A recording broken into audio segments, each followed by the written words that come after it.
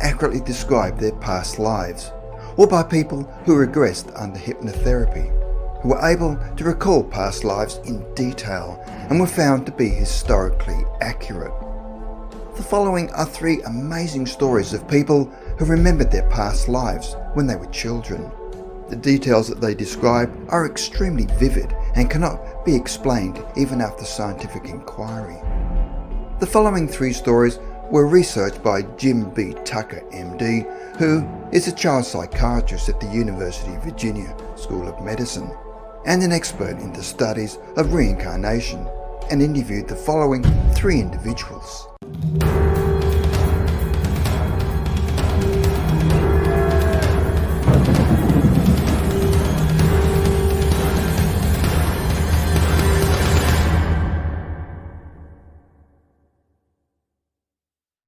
Number 3, Olivia, England. When Olivia was 2 years old, she was out walking with her mother. When her mother asked, "What time do you think it is?" and Olivia replied, 7 o'clock, then added, 1787. On another occasion, when Olivia was 2 years old, she casually said to her mother, "My name used to be Daisy."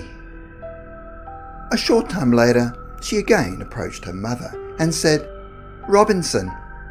Her mother asked what that meant, and Olivia replied, "It was my name, and that she used to be called Daisy Robinson."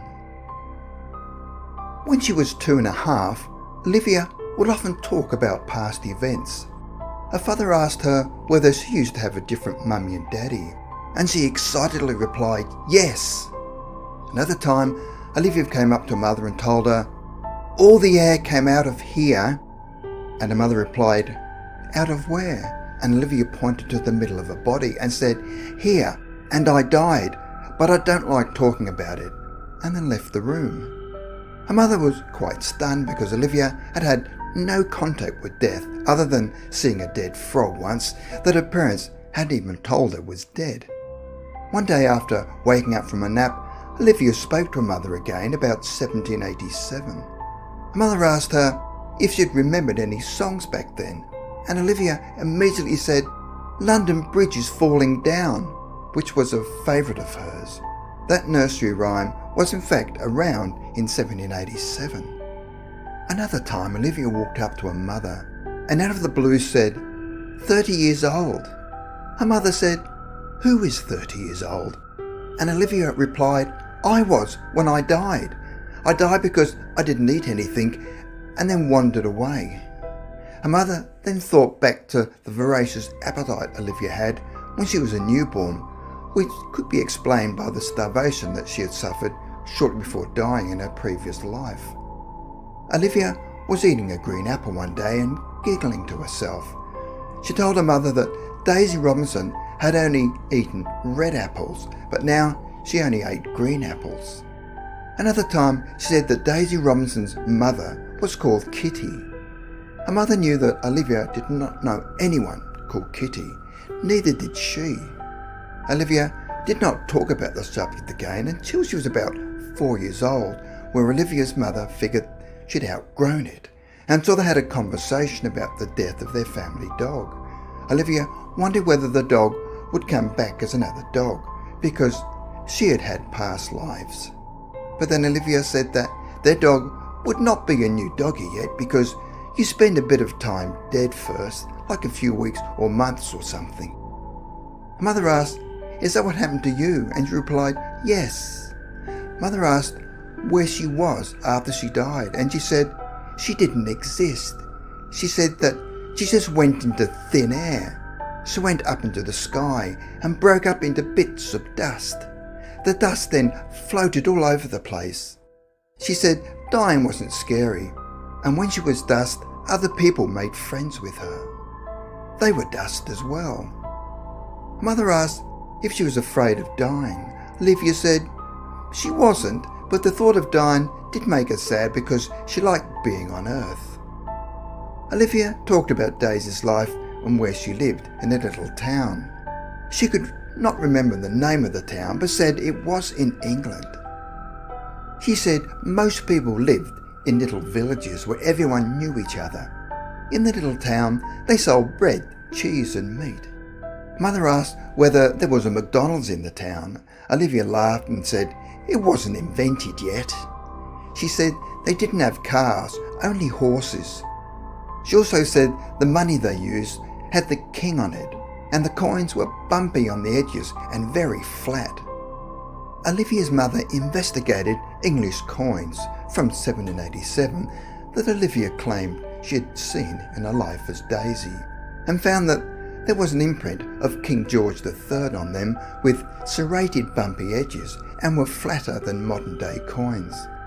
Her mother decided to show Olivia a collection of English coins dating back to the 1600s, where Olivia was able to point to a 1787 King George shilling she said she remembered.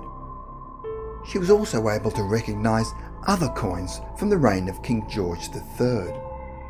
For a child of between 2 and 5 years old to remember things in vivid detail is quite amazing, because at that age they only had a limited life experience. So if she had not lived a previous life as Daisy Robinson, where did she get all the information from? Number 2, Hannah, Canada. Hannah's father had hated hockey all of his life, which disappointed his father because he was passionate about it, and they never really bonded because of it. Even when Hannah's father first met her mother, he said they would get on okay if she never spoke of hockey. So Hannah grew up in a family that never spoke about hockey and never watched it on TV. As Hannah was growing up, she never had a babysitter until the age of 9, when her grandmother would be a babysitter. So Hannah had no contact with anybody that could have discussed hockey with her. Like her parents, Hannah had no interest in hockey. One day when Hannah was 3 years old, she asked her father why her son didn't come around to take her to hockey games anymore. He asked her when her son had done this, and she replied, "You know, Daddy, when I was an old lady." For a couple of months, she asked about her son and seemed frustrated that he wasn't coming around. Hannah then gave details about her son, where she said he was skinny with red curly hair. She talked about how her son wore a leather coat. She also said that he drove a white car with rust on it. She would also talk about the arena, which surprised the father because as Hannah had never been to an arena and no one had ever discussed that word around her. Suddenly, Hannah stopped talking about her son and hockey games, and when her father later brought the subject up, he seemed to have no memory of them. So, what would possess a 3-year-old child, especially a family who didn't even like hockey, to imagine that she'd been an elderly woman wanting her son to take her to hockey games? Now, before we get to number 1, we'd like to do a quick message.